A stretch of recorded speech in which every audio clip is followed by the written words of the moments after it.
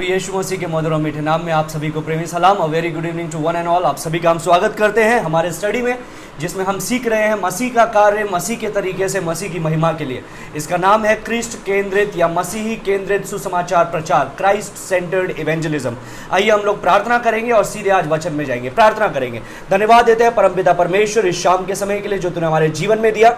एक बार फिर से परमेश्वर जब हम इकट्ठे होते हैं अपने अपने घरों में, अपने अपने स्थानों में, हम प्रार्थना करते हैं तेरे पवित्र आत्मा की अगुवाई हम में से प्रत्येक के साथ में बने रहने पाए, तेरे वचन की अगुवाई हम में से प्रत्येक के साथ में होने पाए। और परमेश्वर तू जो तेरे वचन से हमको सिखाना चाहता है वो आज के शाम हम सीखने पाए और तेरे नाम की महिमा करने पाए। सारी बात में आपके नाम को महिमा देते हैं, यीशु के नाम से मांगते हैं, सुनो ग्रहण कर पिता, आमीन आमीन आमीन। परमेश्वर आप में से प्रत्येक को आशीष दे। हम लोग देख रहे हैं मसीह केंद्रित संदेश आखिर क्या है, what is Christ centred evangelism. इस बात का हम लोग अध्ययन कर रहे हैं पिछले कुछ दिनों से और आज शाम को भी हम लोग वही बातों को देखने वाले हैं कि मसीह केंद्रित सुसमाचार प्रचार जो संदेश है वो आखिर क्या है। उन बातों को हम लोग देख रहे हैं और मैंने आपको बताया था इसके अंदर सबसे पहले हम बताते हैं यीशु मसीह के बारे में और यीशु मसीह के बारे में, उसके ईश्वरत्व के बारे में। और ईश्वरत्व के बारे में बताने के लिए हम लोग बोलते हैं वचन के अनुसार कि यीशु मसीह परमेश्वर का पुत्र है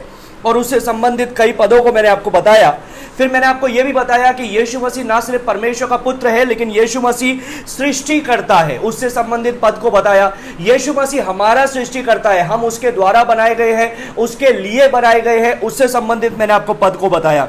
पुराने नियम में यीशु को परमेश्वर कहा गया है, उससे संबंधित पुराने नियम से पद मैंने आपको बताया। नए नियम में यीशु मसीह ने परमेश्वर का नाम जो यहोवा है, आई एम, उस शब्द को उपयोग में लिया और उससे संबंधित मैंने आपको पद को बताया। फिर यीशु के चेलों ने यीशु को परमेश्वर कहा, प्रभु कहा, उससे संबंधित पदों को बताया। यीशु मसीह स्वयं ने बोला कि मैं और पिता एक है, उससे संबंधित पदों को बताया। तो वचन के अनुसार यह बात स्थापित होती है कि यीशु मसीह परमेश्वर है, दैट जीसस इज गॉड। यीशु मसीह परमेश्वर है और अगर यीशु मसीह परमेश्वर है तो परमेश्वर का सबसे पहला जो चरित्र है वो है शुद्धता या पवित्रता। God is a holy God, we have a holy God, एक पवित्र परमेश्वर। तो उसकी शुद्धता को, उसकी पवित्रता को वचन से हम लोगों ने स्थापित किया और देखा। और फिर हम लोगों ने देखा कि यदि वो पवित्र है तो उससे 4 परिणाम निकलते हैं। पहला परिणाम क्या है, वो पाप से और पापी से घृणा करता है क्योंकि वो पवित्र है। दूसरा परिणाम क्या है, वो पाप का और पापी का न्याय करता है क्योंकि वो पवित्र है। तीसरा परिणाम क्या हुआ, क्योंकि वो पवित्र है और हम पापी हैं इसलिए हमारे पापों ने परमेश्वर से हमको अलग कर दिया है। और चौथा परिणाम क्या हुआ, परमेश्वर के संग संबंध बनाने के लिए वो अपने शर्तों को या अपने चरित्र को दूषित नहीं करता है। वो चाहता है कि हम भी उसी के समान 100% होली, 100% प्योर, 100% शुद्ध, 100% पवित्र बने, तब उसके साथ में संबंध बिता सकते हैं। लेकिन हमारी समस्या यह है कि मनुष्य का पाप, जो तीसरी बात को हम लोगों ने देखा था वचन से, उसमें हम लोगों ने देखा कि हम जन्म से ही, माता के गर्भ में रचे जाने के समय से ही हम पाप में हैं, हम दूषित हैं, हम गंदे हैं, मलिन हैं। हमारे दिल की धारणाएं, मन के विचार, हाथों के कार्य, मुंह के वचन, जो कुछ भी है वो पाप, पाप और सिर्फ पाप है।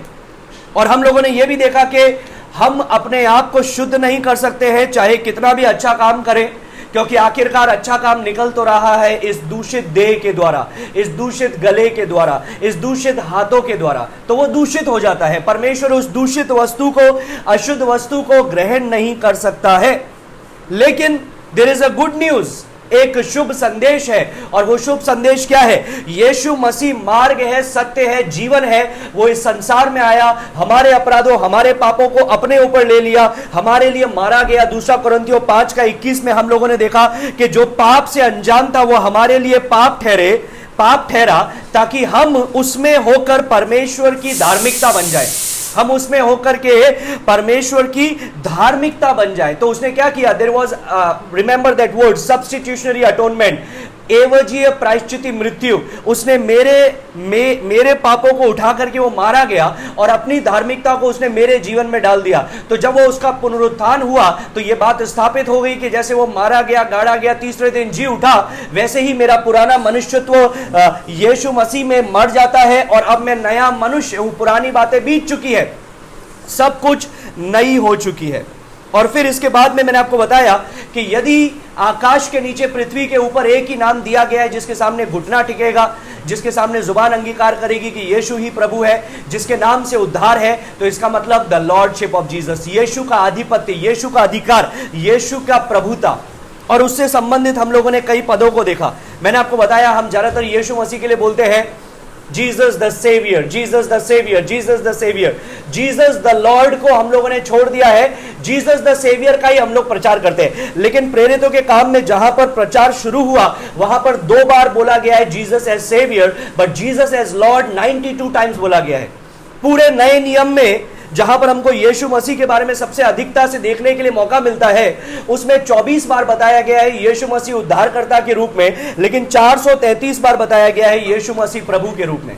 तो इसका मतलब क्या है? वो उद्धारकर्ता नहीं है? हाँ है, लेकिन इसका मतलब यह है कि वो प्रभु है सबसे पहले, और यदि जब हम उसको अपने जीवन में प्रभु बनाएंगे तो वो हमारा उद्धार भी करेगा। फिर मैंने आपको बताया अगर वो प्रभु है तो उसकी शर्तें हैं, उसकी शर्तों के अनुसार हमें उसके सम्मुख आना है। उसकी 2 शर्तें हैं, पहला है मन फिराओ, दूसरा है विश्वास, उद्धार के निमित्त विश्वास। मन फिराओ में 3 बातें शामिल है। पहला है कन्विक्शन, अंगीकार, मतलब अपने आप को वैसा देखना जैसा परमेश्वर हमें बता रहा है। दूसरा है कॉन्ट्रिशन, कॉन्ट्रिशन का मतलब जब अपनी दिल की गंदगी को देखते हैं, अपने जीवन के पाप को देखते हैं तो हमारे आंसू निकलते हैं, हमारी भावना उससे प्रेरित होती है। लेकिन यदि सिर्फ दिमाग प्रेरित होए, भावना प्रेरित होए और कार्य के अंदर लागू ना हो तो वो सही नहीं है। तो तीसरा चीज होता है दैट इज कन्वर्जन, वो है हृदय परिवर्तन। इसके बाद में हम लोगों ने देखा मन फिराओ, विश्वास करो। ये 2 आज्ञाएं हैं सुसमाचार की मेरे प्रियो। सुसमाचार की आज्ञाएं क्या है? यीशु के कार्य को हम लोगों ने देखा, यीशु के व्यक्तित्व को देखा। अब सुसमाचार की आज्ञा है कि हम मन फिराएं और विश्वास करें। मन फिराए का मतलब क्या है? मैंने आपको बताया, it's not raising hands, coming forward and repeating a prayer. ये आगे आना, हाथ उठाना, प्रार्थना दोहराना नहीं है। मन फिराव का मतलब है अपने आप को परमेश्वर के हाथ में समर्पित कर देना, अपने पापों को जानना, अपने जीवन को जानना, पश्चाताप करना, हृदय परिवर्तन होना। दूसरा चीज है यीशु पर विश्वास, और ऐसा विश्वास नहीं जो मरा हुआ विश्वास है, ऐसा विश्वास नहीं जो धोखेबाजी का विश्वास है, ऐसा विश्वास नहीं जो दुष्टात्मा का विश्वास है, लेकिन ऐसा विश्वास जो विस्फोटक विश्वास है। याकूब 1 अध्याय, मैंने आपको बताया था कल। आज हम लोग आखिरी बिंदु देख रहे हैं, ये मसीह केंद्रित सुसमाचार संदेश का आखिरी बिंदु देख रहे हैं, और वह आखिरी बिंदु क्या है मेरे प्रियो? The justice and judgement of Jesus Christ. लिख लीजिए, the justice and judgement of Jesus Christ. सुनिए गौर से, यीशु मसीह का न्याय और निर्णय, the judgement seat of Christ. संसार में जितने लोगों ने जन्म लिया है, गौर से सुनिए, संसार में जितने लोगों ने, मनुष्यों की बात कर रहा हूं, जानवरों की नहीं, जितने मनुष्यों ने, जितने लोगों ने जन्म लिया है, उनके लिए नियुक्त है कि वो मरेंगे और उसके बाद में न्याय को का सामना करना पड़ेगा। विश्वासी हो चाहे अविश्वासी हो, विश्वासियों के लिए भी एक न्याय है, वो बीमा जजमेंट सीट ऑफ जीसस है, मतलब यीशु का बीमा न्याय सिंहासन। और वहां पर स्वर्ग या नरक का न्याय नहीं होगा मेरे प्रियो, वहां पर पुरस्कार वितरण किए जाएंगे। हमने अपनी देह में रह करके जिस दिन से राज ने यीशु को स्वीकार किया, और जिस दिन तक या तो राज इस संसार को छोड़ करके नहीं जाता, या जब तक यीशु उसको लेने के लिए नहीं आता, राज ने अपने शरीर में यीशु की महिमा, यीशु का कार्य, यीशु के तरीके से यीशु की महिमा के लिए किया या नहीं किया, उसका निर्णय होगा। वो सिर्फ राज का नहीं है, सिर्फ सेवकों का नहीं है, हर विश्वासियों का है। हमको ये बात सुनने के लिए मिलती है, लोग बोलते हैं अरे आप तो पासवान हैं, आप तो शिक्षक हैं, आप तो उपदेशक हैं, हम तो साधारण विश्वासी हैं। There is no difference between साधारण विश्वासी एंड असाधारण विश्वासी। ऐसा नहीं है वचन में कि कुछ साधारण होते हैं, कुछ असाधारण होते हैं। If you are a believer, you are extraordinary. आप असाधारण हैं, आप अलौकिक हैं, क्योंकि आप आत्मा से जन्मे हैं। आप ऑर्डिनरी नहीं है, यू आर एक्स्ट्रा ऑर्डिनरी। आप नेचुरल नहीं है, यू आर सुपर नेचुरल, क्योंकि परमेश्वर आपके जीवन में है, आप परमेश्वर का मंदिर है।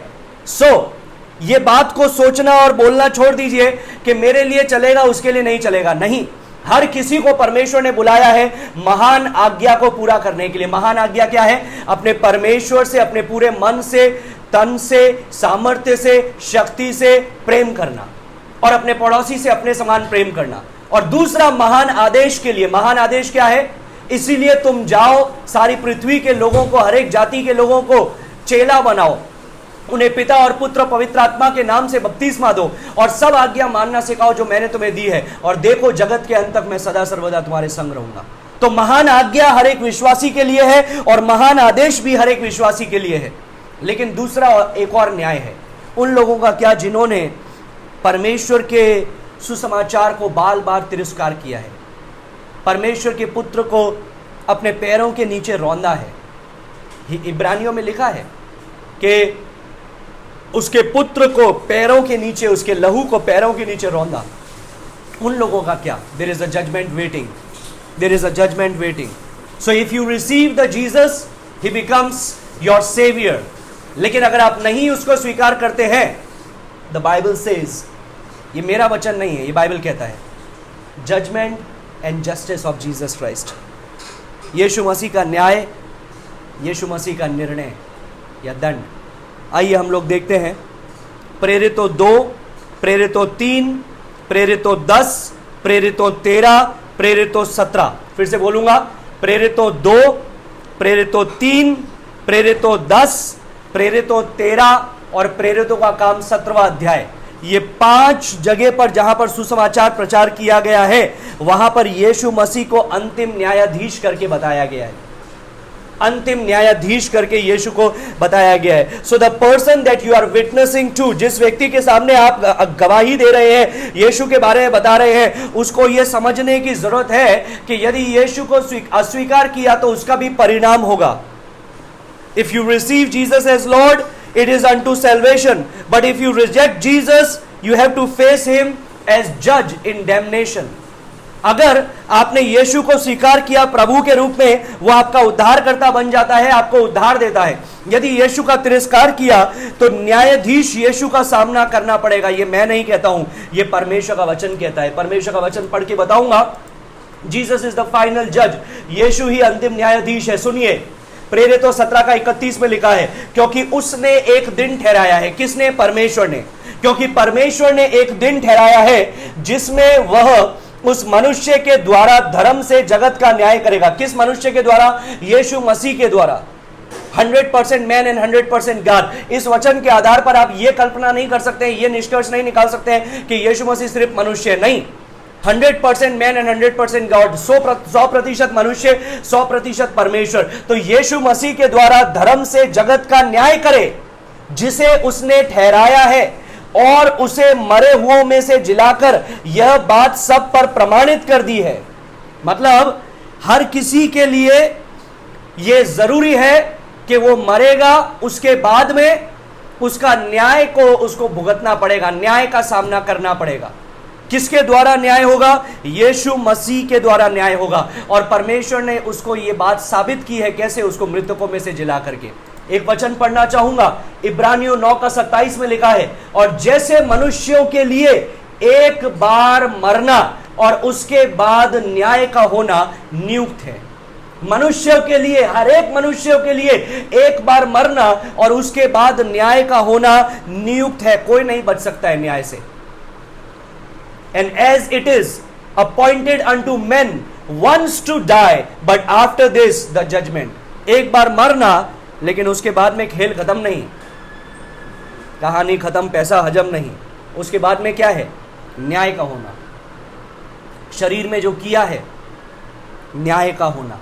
परमेश्वर का वचन कहता है, दूसरा थिस्सलुनीकियों 1 का 7 और 8 में लिखा है, और तुम्हें जो क्लेश पाते हो हमारे साथ चैन दे, उस समय जबकि प्रभु यीशु अपने सामर्थी दूतों के साथ धधकती हुई आग में स्वर्ग से प्रकट होगा, और जो परमेश्वर को नहीं पहचानते और हमारे प्रभु यीशु के सुसमाचार को नहीं मानते, उनसे पलटा लेगा। सुसमाचार को नहीं मानते। इंग्लिश में लिखा है, unto those who do not obey the gospel of our Lord Jesus Christ. How can we obey the gospel? सुसमाचार को कैसे मानना है? हाथ उठा करके, आगे आकर के, प्रार्थना दोहरा करके नहीं मेरे प्रियो। सुसमाचार को मानना है मन फिराओ और विश्वास के द्वारा, मन फिराओ और विश्वास के द्वारा। जिस व्यक्ति के सामने मैं गवाही दे रहा हूं, परमेश्वर का वचन बता रहा हूं, सुसमाचार बता रहा हूं, उसके लिए यह जानना जरूरी है कि यदि यीशु का तिरस्कार किया तो उसका भी परिणाम जरूर होगा। और परिणाम क्या होगा मेरे प्रियो? It is vital that the person you are witnessing to understand the consequences of refusing to come to Jesus on his term. ये महत्वपूर्ण है कि जिस व्यक्ति को आप गवाही बता रहे हैं वो व्यक्ति यीशु की शर्तों पर उसके पास आने से इनकार करने के परिणाम को समझे। There is a consequence. And what is the consequence? Jesus will be their final judge. यीशु उनका न्यायाधीश होगा। यदि उन्होंने कभी प्रभु यीशु की दया के आगे अपना जीवन नहीं सौंपा है, वे न्यायाधीश यीशु के अटूट न्याय का सामना करेंगे। अगर ये प्रभु यीशु की करुणा के सामने अपने जीवन को नहीं सौंपा है तो न्यायाधीश यीशु के अटूट न्याय मतलब उसको टाला नहीं जा सकता है, अनवेवरिंग, हिलने वाला नहीं है वो, उसके सामने उनको आना पड़ेगा। If they never submit to Jesus as Lord in salvation, they will confess Jesus as Lord in damnation. यदि वो परमेश्वर को प्रभु कहकर के उद्धार उन्होंने ग्रहण नहीं किया है तो यीशु को उस दिन प्रभु कहकर के दंड का सामना करना पड़ेगा, क्योंकि वचन में लिखा है वो तो होगा, जो लिखा है वैसा का वैसा होगा।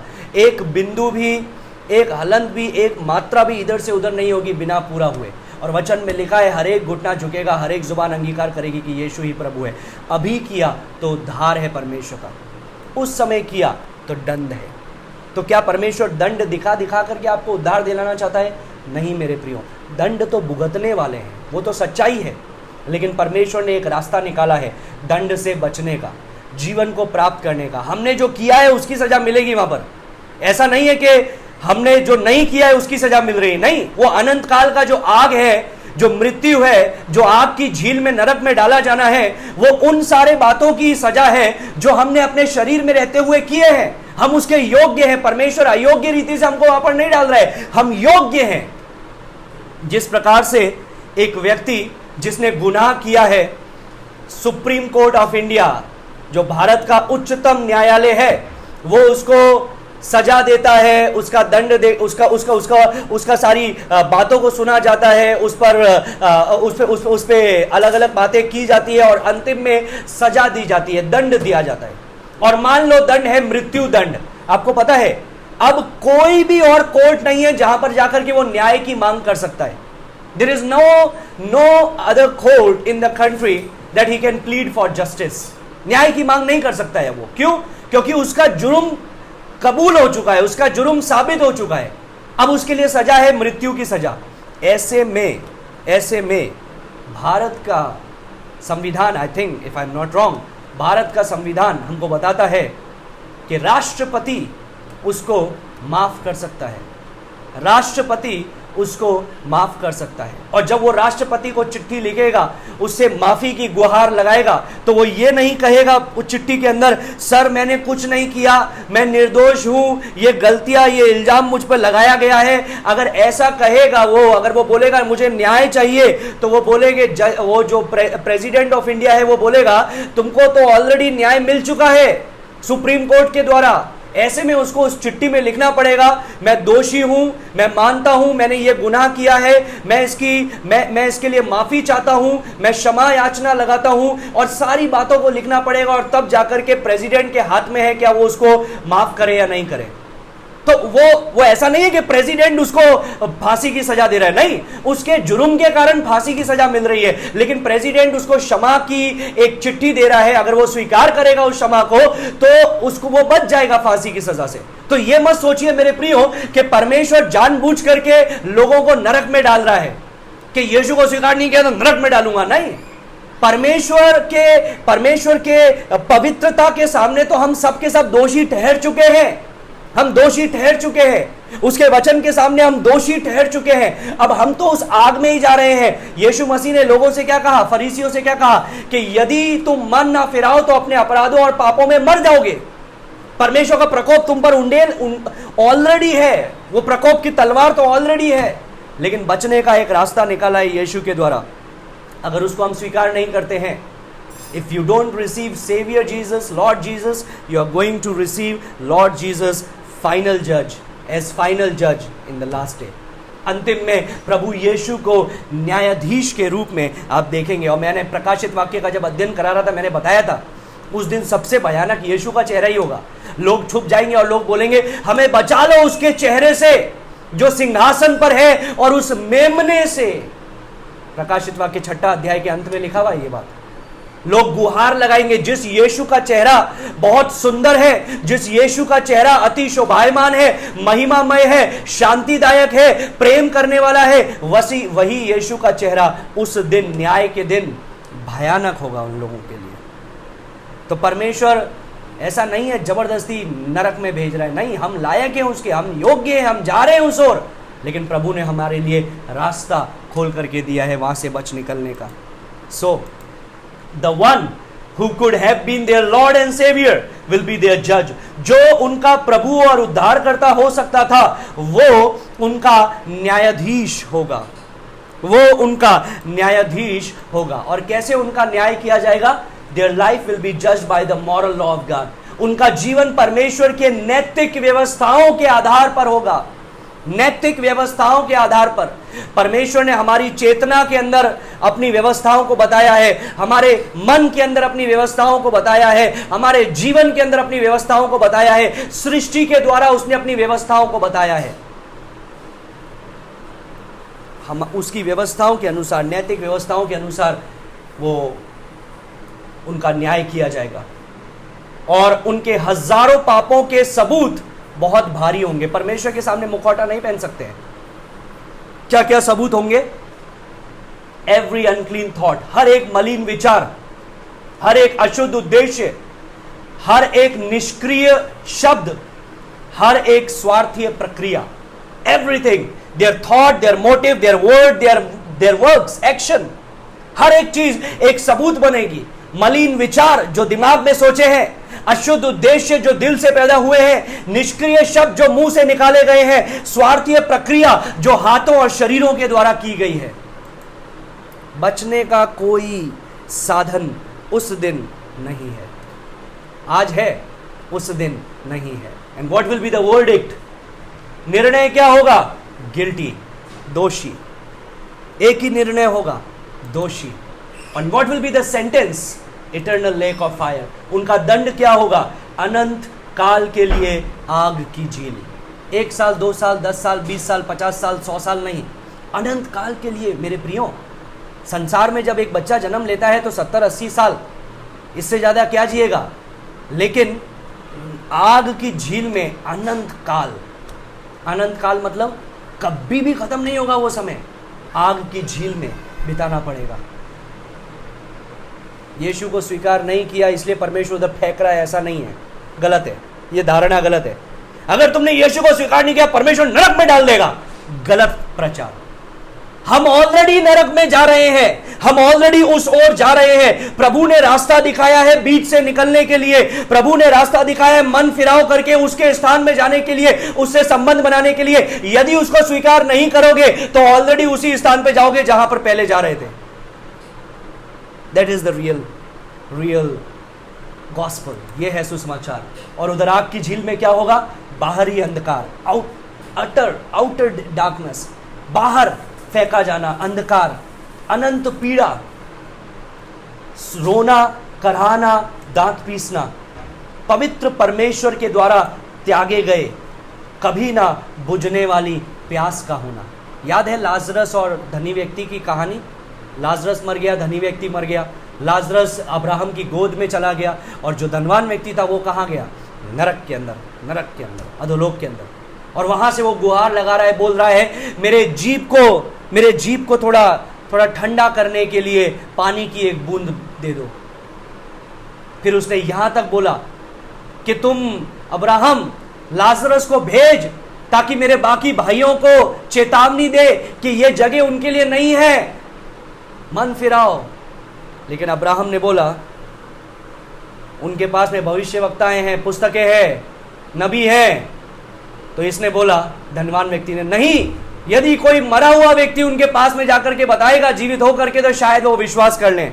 तब अब्राहम ने बोला, यदि उन्होंने जो उनके पास में है भविष्यवक्ताएं, यदि उन पर विश्वास नहीं किया तो वो किसी पर विश्वास नहीं करेंगे, किसी पर विश्वास नहीं करेंगे। Do you really believe that the people that you are witnessing to, if they reject Jesus, they are going to end up in hellfire? क्या आप सचमुच में विश्वास करते हैं कि जिन लोगों को आप गवाही दे रहे हैं, संदेश बता रहे हैं, मसीह के बारे में बता रहे हैं, यदि वो उसको रिजेक्ट करेंगे, यदि वो उसका तिरस्कार करेंगे, फॉरगेट अबाउट परसिक्यूशन, सतावट को छोड़ दीजिए, आपको क्या करेंगे उसको छोड़ दीजिए, लेकिन क्या आपके दिल में उनके लिए बोझ है कि यदि वो रिजेक्ट करेंगे तो अनंत काल के लिए आग की झील में जाएंगे? हम में से कई लोग ये बात को बोलते हैं कि हम यीशु को जानते हैं, हम जानते हैं कि जो उसको स्वीकार नहीं कर रहे हैं उनका अंत क्या होने वाला है, लेकिन हमारे पास में बोझ नहीं है, बोझ नहीं है हमारे पास में खोए वो तक जाकर के प्रचार करने के लिए। हम बोलते हैं नहीं, प्रचारक जाएंगे, भविष्यवक्ता जाएंगे, वचन के उपदेशक जाएंगे, पास्टर जाएंगे, मैं क्यों जाऊं?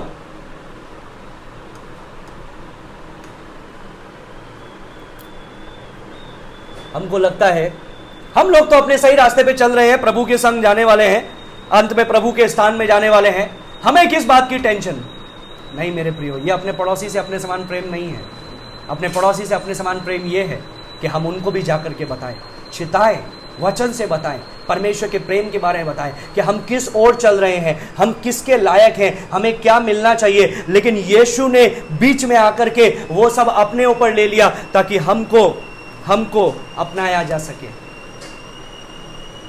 He was rejected so that you and I can be accepted. उसको त्यागा गया ताकि आप और मैं अपनाए जाएं।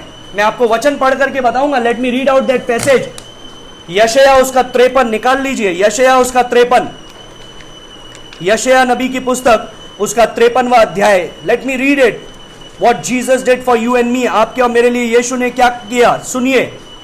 यहां पर ऐसा लिखा है, क्योंकि वह उसके सामने अंकुर के समान और ऐसी जड़ के समान उगा जो निर्जल भूमि में फूट निकले। उनकी ना तो कुछ सुंदरता थी, उसकी ना तो कुछ सुंदरता थी कि हम उसको देखते, और ना उसका रूप ही हमें ऐसा दिखाई पड़ा कि हम उसको चाहते। ये यीशु के बारे में लिखा हुआ है। 53 का दूसरा पद, तीसरा पद, वो तुच्छ जाना जाता और मनुष्य का त्यागा हुआ था। वो दुखी पुरुष था, रोग से उसकी जान पहचान थी और लोग उससे मुंह फेर लेते थे। वो तुच्छ जाना गया और हमने उसका मूल्य ना जाना। He was rejected. उसको त्यागा गया, तुच्छ जाना गया ताकि आप और मैं बहुमूल्य गिने जाएं। निश्चय उसने हमारे रोगों को सह लिया, हमारे ही दुखों को उठा लिया, तो भी हमने उसे परमेश्वर का मारा कूटा और दुर्दशा में पड़ा हुआ समझा। परंतु वो हमारे ही अपराधों के कारण घायल किया गया, वो हमारे अधर्म के कामों के कारण कुचला गया। हमारी ही अशांति के लिए उस पर ताड़ना पड़ी कि उसके कोड़े खाने से हम लोग चंगे हो जाएं। हम तो सब के सब भेड़ों के समान भटक गए थे, हम में से हर एक ने अपना अपना मार्ग लिया और यहोवा ने हम सबों के अधर्म का बोझ उसी पर लाद दिया। हम उस ओर जा रहे थे, हम उस आग के लायक थे, हम उस नरक के लायक थे, हम उस मृत्यु के लायक थे, हम त्यागे जाने के लायक थे, हम तुच्छ जाने के लायक थे, लेकिन परमेश्वर ने हमारे सारे अपराधों का बोझ उस पर डाल दिया। 53 का 7, वो सताया गया तो भी सहता रहा। मेरे प्रियो, किसी ने आपसे इतना प्रेम किया है कि जब आप उसके शत्रु थे वो आपके लिए मारा गया, वो सताया गया तो भी वो सहता रहा और अपना मुंह ना खोला। जिस प्रकार भेड़ वध होने के समय और भेड़ी ऊन कतरने के समय चुपचाप शांत रहती है, वैसा ही उसने भी अपना मुंह ना खोला। अत्याचार करके और दोष लगाकर वे उसे ले गए। उस समय के लोगों में से किसने इस पर ध्यान दिया कि वो जीवितों के बीच में से उठा लिया गया, मतलब वो मार दिया गया। मेरे ही लोगों के अपराधों के कारण उस पर मार पड़ी। उसकी कब्र भी दुष्टों की संग ठहराई गई और मृत्यु के समय वो धनवान का संगी हुआ। जिस कब्र में यीशु को मरने के पश्चात यीशु की देह को लिटाया गया था, रखा गया था, वो किसकी थी? वो यूसुफ की थी। वो यूसुफ नाम के व्यक्ति की थी, जोसेफ ऑफ अरिमथिया, जो धनवान व्यक्ति था। संगी हुआ।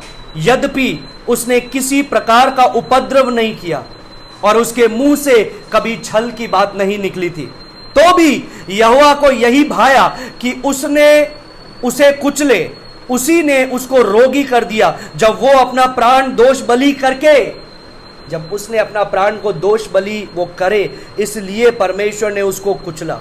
तब वो अपना वंश देखने पाएगा। जब वो सबका दोष अपने ऊपर ले लेगा, तब वो एक जाति को खड़ा करना पाएगा, परमेश्वर के लोगों को खड़ा करना पाएगा, जो आप और मैं हैं। वो बहुत दिन जीवित रहेगा। उसके हाथ से यहोवा की इच्छा पूरी हो जाएगी। वो अपने प्राणों का दुख उठाकर उसे देखेगा और तृप्त होगा। अपने ज्ञान के द्वारा मेरा धर्मी दास बहुतेरों को धर्मी ठहराएगा और उनके अधर्म के कामों का बोझ आप उठा लेगा। 12वीं पद, इस कारण मैं उसे महान लोगों के संग भाग दूंगा और वह सामर्थियों के संग लूट बांट लेगा, क्योंकि उसने अपना प्राण मृत्यु के लिए उंडेल दिया। वह अपराधियों के संग गिना गया, तो भी उसने बहुतों के पाप का बोझ उठा लिया और अपराधियों के लिए विनती करता है। वो अपराधियों के लिए विनती करता है। So now there is a question, my dear friends. What will you do with the Lord Jesus? That is the final question. आप प्रभु यीशु के साथ क्या करेंगे? यह है अंतिम प्रश्न। What do you want to do with Jesus? What do you want to do with Jesus? यीशु ने प्रश्न पूछा कि मैं कौन हूं? मत्ती से, चेलों से, मत्ती 16 के अंदर एक चेले ने बोला, पतरस जिसका नाम था, कि तू मसीहा है, जीवित परमेश्वर का पुत्र। यीशु मसीह ने बोला, धन्य है तू योना के पुत्र शिमोन, क्योंकि मांस और लहू ने यह बात तुझ पर प्रकट नहीं की, लेकिन मेरे पिता ने जो स्वर्ग में है। और मैं अपनी कलीसिया इस चट्टान पर बनाऊंगा और अधोलोक के दरवाजे प्रबल ना हो सकेंगे। मेरे प्रियो, what will you do with Lord Jesus? यीशु के साथ में आप क्या करेंगे? क्या करेंगे? परमेश्वर ने आपको जीसस दिया है, आप क्या करेंगे? We come to a cross road of decisions now. हम चौराहे पे आके खड़े हो गए हैं, निर्णय बनाने के चौराहे पे, कि हम क्या निर्णय लेंगे। मसीह के व्यक्तित्व के बारे में हमने सुना, मसीह के कार्य के बारे में हम लोगों ने सुना, मसीह की शर्तों के बारे में हम लोगों ने सुना। यदि उसको स्वीकार नहीं करेंगे तो क्या हाल होगा, उसके बारे में सुना। And now there is an urgency to respond. एक अनिवार्यता है मेरे प्रियो, प्रतिक्रिया करने के लिए। कल करूंगा, परसों करूंगा, नो, टुमारो नेवर कम्स। कल कभी नहीं आता है। You have today, you have now. आपके पास में आज है, आपके पास में अभी है, आपके पास में कल नहीं है। किसी को नहीं पता है कल देखेंगे या नहीं देखेंगे। There are two alternatives, केवल दो विकल्प हैं। यीशु मसीह को अपने प्रभु और उद्धारकर्ता जानकर अंगीकार करो और यीशु मसीह को अस्वीकार करो और अपने पापों में नष्ट हो जाओ।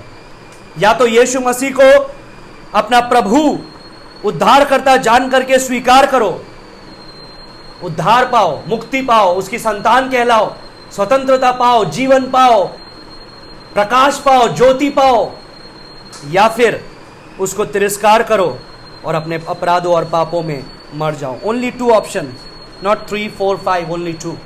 3, 4, 5 विकल्प नहीं है मेरे प्रियो, 2 ही विकल्प है। Confess and be saved, reject and die. यूहन्ना 3 का 16 और 18 मैं पढ़ना चाहूंगा। यूहन्ना रचित सुसमाचार निकालेंगे हम सभी लोग। यूहन्ना 3